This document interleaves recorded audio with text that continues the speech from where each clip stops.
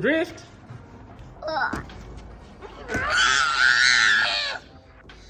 Alright, so just in the shed again. Just had a big cleanup. As you can see, I don't know, you might not have been able to tell in the other videos, but it was just crap everywhere. So I love every now and again just having a big clean up, rearrange things, put everything back. So today I'm going to install, hopefully, the handbrake. As you can see, okay, just painted over there, all good to go in. Just want to give it plenty of time to dry. Like it's dry to the touch, but I want to try to scratch it as least as possible putting it back in. So yeah, today onto the handbrake, which is a pretty sick unit. Let me give you a look at it. So this is the handbrake that I went with. It is really cool. I got it from Dory Junkie. If you're in Australia, you probably know who he is. The reason I got this one is because it's really universal. So you can swap this around, and then that basically puts the reservoir at the back or the front, and then you can turn this around on this location so it can go from vertical to horizontal. Now in my application, I need it to have the reservoir at the front, because if I have it at the back, it hits on my seat. Plus, it's carbon fiber. So the plan is to use this 50 by 50, weld that into the chassis and tap some holes in there, tap some threads in there so that this bolts down to that. So that's today's job.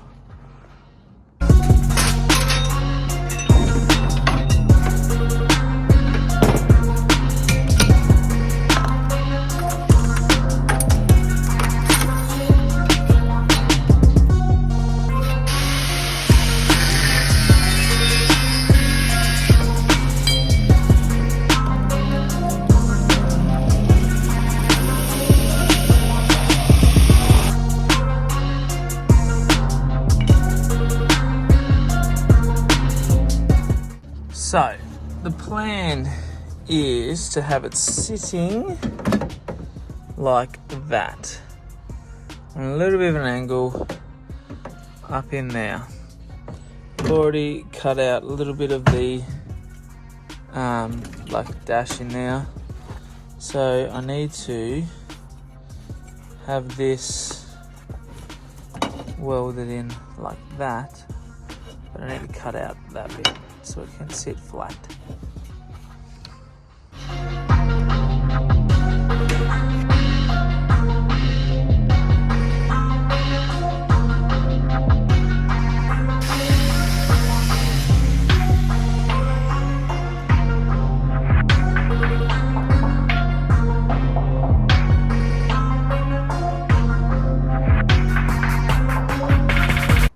So the idea of this apron was that it couldn't catch on fire.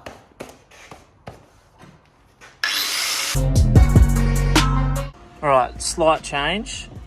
If I sit it alongside, I can get a nice weld along there, and I'll be able to box it into here and into here, and I can still sit it where I want. I get 3 bolts through this top one, sort of right on the corner, but them 3 would be fine. Can weld a nut underneath before I box it in. So I'm just going to use some cardboard templates to get all this sorted, and then I'll pull it out, weld it together, put it back in, and maybe TIG it or MIG, I don't know, whatever. Alright, so I got my 3 templates here. First one goes like this. Second one actually slips in behind, and I'll bend it around here. I don't know if you've got to see it like that in there. And then the third one sits here and then down along here. So I'm going to cut these out and just sit them in and see how they look.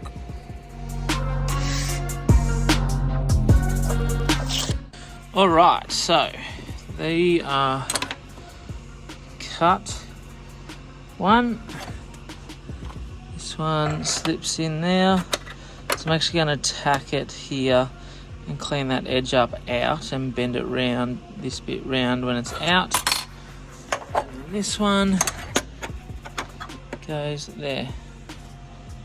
So I'm going to tack the other two in place. Take it out, I'll do this one. When it's in there, I'll do that one when it's in there.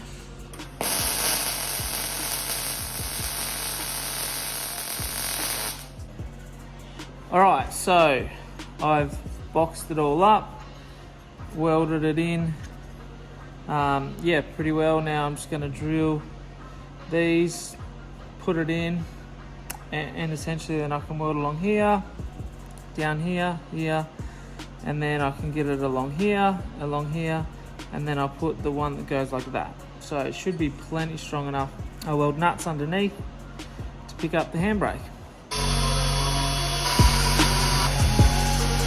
Alright, so I've got it just tacked in there, but she's looking good. I've put the seat back in. I figured it was worth putting everything back together and getting my seat into position to make sure that it felt good. Looks the part though. Alright, so from the driver's seat, bang through the gears, grab the handbrake from the steering wheel to the handbrake. This feels pretty good. I think we're on to a winner. Bang, bang, bang. There we are. She is in nice and solid. Alright, just gave the car a final vacuum. Also fitted up seat rail to the passenger seat. Had that in there. So she's all pretty much good to go back together with a cage. Alright, so the cage, the seats are in, got some vinyl on here so I don't scratch it up, and I'm onto it. Onto my Nissan 32, 33, I think maybe 300 ZX rear caliper. Conversion using, I don't know if you can see it, using my own adapter bracket that I sell. So if you want one, hit me up. But getting it done. One side done, it's super easy. So I do the other side, then I got to plumb it up. But this is yeah, a really quick, easy job. I'll show you how I do it on the other side. All right, so step one. Remove the caliper. I think it's a 14mm, two 14mm bolts, and cable tie it up out of the way. So let's do that. If it's hard to get off, like if it's basically locked around here, you just get a bolt in this hole here, wind it in, and it pops right out. So now what we've got to do is cut this out to fit the caliper in. So I just roughly marked, I think I went down about here, cut heaps out, and I used a air hacksaw, whatever you call it, and it worked awesome. All right, chopped out. Now the next bit, remove the ABS sensor. Now on the other side, this was incredibly hard. It was very tightly jammed in there. It's just a 10mm bolt. So nice and easy to get out. Now hopefully this one comes out a bit easier, but I'm doubtful. Yeah, no, she's solid. So what I did is I got a flat blade and just slowly sort of worked it out as best as I could, but it was really quite difficult. Just go from the top and bottom and just keep going till you get it out. Alright, that is genuinely the hardest part of the job. Next, I don't know, you might be able to see it. There's like a bit of a lip. See this little lip here? You need to grind that down on the top and bottom till it gets to the flat. so that the bracket can sit hard down. So I just use a die grinder. I worked with a square bit. Worked really well. And then you bolt this in. Now you want it to sit flush on there. That's why you got to Dremel it out, otherwise it won't sit all the way in. Flush into there. It's got to sit hard on. But that's it. Now put it together. And then I just push, I don't know if you'll see it, I push the ABS sensor back in and just twist it around because you can't get the 10mm bolt back in. I don't use ABS, but I leave it in so that just shit doesn't get in the hub. So there's the bracket all bolted up.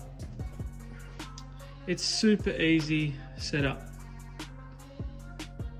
So there's the cage fully installed. Door bars, side intrusions,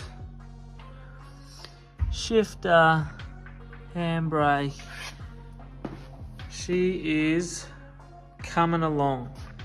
Now I've got the caliper on, just got to run the lines. Getting very close. I'm thinking I'll have enough time to make some carbon fibre rear doors as well for this event. I've still got about a month. But really what I want to do next,